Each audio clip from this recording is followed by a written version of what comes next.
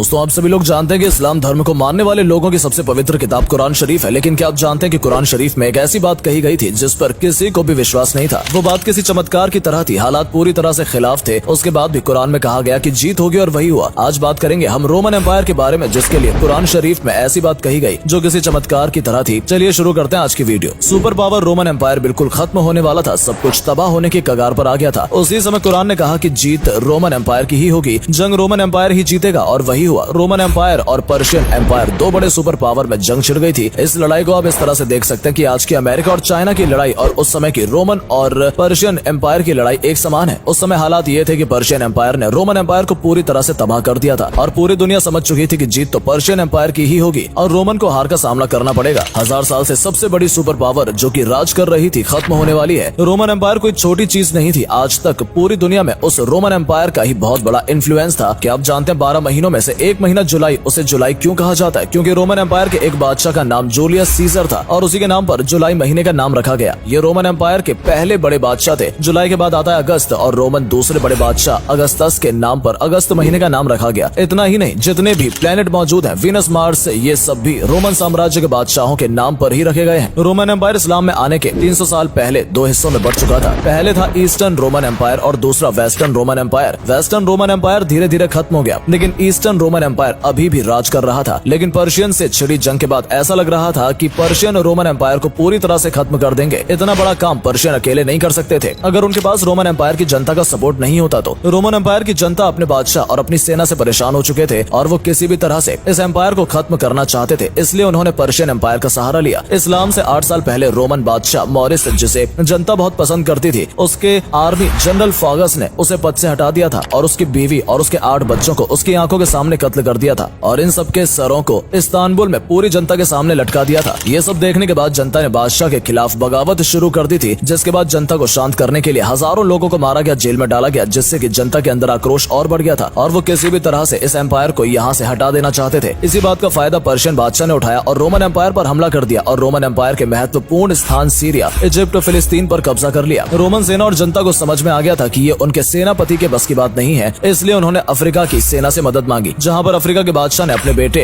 हरक्यूलियस को इस जंग को लड़ने के लिए भेजा। इसके बाद रोमन साम्राज्य से पिछले बादशाह को हटा दिया गया और हरक्यूलियस को अपना नया बादशाह बनाया और सेनापति फोगस के साथ वही किया गया जो उसने अपने पिछले बादशाह के साथ किया था। बादशाह बनने के बाद हरक्यूलियस को पता चला कि 90,000 क्रिश्चियंस को कत्ल करके पर्शियन ने यहूदियों की मदद से फिलिस्तीन पर कब्जा कर लिया है। उसे यह भी पता चला कि क्रिश्चियंस की सबसे पवित्र जगह जेरूसलम को तबाह कर दिया गया और वो क्रॉस जिस पर जीसस को टांगा गया था वो भी पर्शियन उठाकर अपने साथ ले गए हैं। पर्शियन बादशाह ने हरक्यूलियस को एक लेटर लिखा जिसमें उसने उसके खुदा के ऊपर सवाल उठाया, जिसके बाद मक्का से खुदा ने अपना एक बंदा रोमन और पर्शियन एम्पायर में भेजा। पहले लोगों को लग रहा था कि ये एक नया धर्म है और जिसकी वजह से मक्का में मौजूद मुस्लिम लोगों को नफरत की नजर से देखा जाने लगा। जंग छिड़ चुकी थी और माहौल बहुत ही खतरनाक बन चुका था। ऐसे में अल्लाह ने रोमन और पर्शियन दोनों के बारे में फ्यूचर प्रेडिक्शन की। अल्लाह ने कहा कि रोमन हार चुके हैं, लेकिन कुछ ही साल बाद ये फिर से जीतेंगे और अपना साम्राज्य खड़ा करेंगे और वो दिन वो होगा जब अल्लाह की दी हुई जीत पर मुसलमान खुशियां मना रहे होंगे। अल्लाह के द्वारा 2 भविष्यवाणियां की गई थी। एक तो ये कि आज रोमन हार रहे हैं लेकिन कुछ सालों बाद उन्हें सफलता मिलेगी और दूसरी ये कि मुसलमानों को भी एक ऐसी सफलता मिलेगी जिसकी वो खुशी मना रहे होंगे और ये दोनों घटना एक ही दिन होगी। मक्का में सभी ने इन आयत का बहुत मजाक बनाया क्योंकि रोमन एम्पायर तबाह हो चुका था और उसका बचना पॉसिबल ही नहीं था। लेकिन हजरत अबू बकर का कुरान पर इतना यकीन था कि उन्होंने शर्त लगाई, अगर रोमन कामयाब नहीं हुए तो मैं उन्हें 100 ऊंट दूंगा और अगर कामयाब हो गए तो तुम मुझे देना। उस समय तक इस्लाम में शर्त लगाना जायज था। शर्त को आसानी से मान लिया गया क्योंकि उस समय रोमन एम्पायर का जीतना नामुमकिन था। कुरान के इस प्रोडिक्शन का सही होना किसी को भी नजर नहीं आ रहा था क्योंकि पर्शियन रोमन साम्राज्य की राजधानी तक पहुंच गए थे और सब जगह कब्जा करते जा रहे थे। चारों तरफ से रोमन साम्राज्य को घेर लिया गया था, लेकिन रोमन साम्राज्य की राजधानी को जीतना नामुमकिन था और इस घटना के 900 साल बाद तक भी रोमन की राजधानी कॉन्स्टेंटिनोपल को कोई जीत नहीं पाया था। जब पर्शियन सेना राजधानी तक पहुंच गई थी तो रोमन के राजा हरक्यूलियस ने पर्शियन राजा खुसरो को खत लिखकर भीख मांगी कि तुम जो कहोगे हम करेंगे, लेकिन बस हमें जिंदा रहने देना। लेकिन खुसरो ने कहा कि एक शर्त पर मैं ऐसा करूंगा, अगर तुम अपने रिलीजन क्रिश्चियनिटी को छोड़कर हमारे धर्म को अपना लेते हो तो तुम सबको जिंदा छोड़ दिया जाएगा। इस समय हरक्यूलियस ब्लैक सी से होता हुआ पर्शिया के नॉर्थ साइड में पहुंच गया था और उसी समय हजरत मोहम्मद साहब भी मदीना के लिए निकल पड़े थे। जिसके बाद हरक्यूलियस ने पॉप से मदद मांगी क्योंकि उसने कहा कि ये मेरे खिलाफ नहीं है बल्कि हमारे धर्म के खिलाफ है। इसके बाद पॉप ने पूरे यूरोप से पैसे जमा किए और हरक्यूलियस को भेजा, जिसके बाद हरक्यूलियस ने पर्शियन एम्पायर के नॉर्थ से चुपचाप हमला करने की तैयारी की और पूरे फोर्स के साथ हमला कर दिया क्योंकि पर्शियन आर्मी इस्तांबुल जीतने में बिजी थे, उन्होंने अपने राज्य की सेना बहुत कम कर दी थी। हरक्यूलियस बहुत तेजी से आगे बढ़ता गया और एक के बाद एक शहर को फतेह करता गया। आखिरकार वो उस शहर पहुंच गया जो पर्शियन के लिए बहुत पवित्र जगह थी, जहां पर उनका सबसे बड़ा आग का टेम्पल भी था, जिसे वो लोग बहुत मानते थे, जो आग बहुत सालों से जल रही थी। जिसके बाद हरक्यूलियस ने अपना पूरा बदला लिया और उस सिटी को तबाह कर दिया। इस घटना के बाद खेल पूरी तरह से पलट गया था और कई सालों में ये रोमन की पहली बड़ी जीत थी, जिसके बाद रोमन अपनी खोई हुई सल्तनत दोबारा हासिल करने लगे और उसी समय सिर्फ 313 मुसलमानों ने मक्का के काफिरों को जंग करके हरा दिया और अपनी पहली जीत जीतने का जश्न मनाने लगे। कुरान के द्वारा जो भविष्यवाणी की गई थी वो सच हो गई थी और अबू बकर ने जो शर्त लगाई थी वो जीत चुके थे। हरक्यूलियस आगे बढ़ता गया और पर्शिया की कैपिटल मदनी के चारों तरफ से घेर लिया। पर्शियन को जब कोई और उम्मीद नजर नहीं आई तो खुसरो के बेटे ने अपने बाप और अपने 18 भाइयों के सर काट दिया और रोमन एम्पायर के सामने सरेंडर कर दिया। और इस जंग में रोमन एम्पायर का जितना नुकसान हुआ था वो सारे पैसे भी उसने वापस करने का ऐलान किया और अपनी सारी फौज को रोमन एम्पायर से वापस बुला लिया। पर्शियन एम्पायर बुरी तरह से हार गया था और रोमन की जीत हो गई थी। सेना ने उस क्रॉस को